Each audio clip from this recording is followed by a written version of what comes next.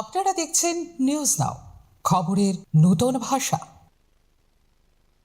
প্রবল ঝড় বৃষ্টি ও টানা বর্ষণে বিপর্যস্ত সিপাহীজলা জেলা।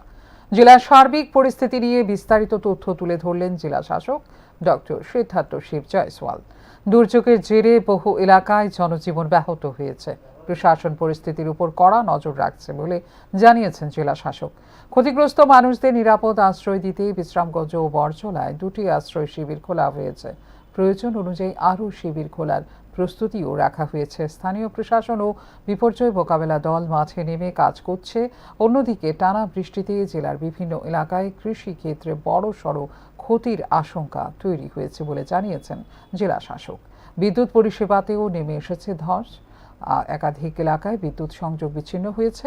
যুদ্ধকালীন তৎপরতায় পরিষেবা স্বাভাবিক করার কাজ হচ্ছে বলে জানিয়েছেন জেলা শাসক doctor Siddharth Shiva Jaiswal.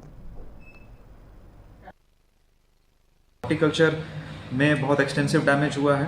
Total 124 hectares के आसपास अभी तक जो प्रिलिमिनरी रिपोर्ट आया है उसमें डैमेज हुआ है और 1153 फैमिलीज़ को डैमेज हुआ है।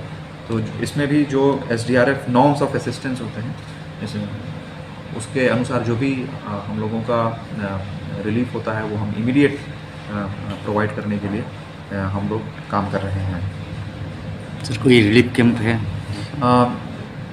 इसमें हम लोगों ने 2 रिलीफ कैंप खोला है। एक बरजला SB स्कूल में, लठियाचारा स्कूल में। बरजला SB स्कूल में 70 फैमिलीज़ हैं, लठियाचारा में 35 फैमिलीज़ हैं।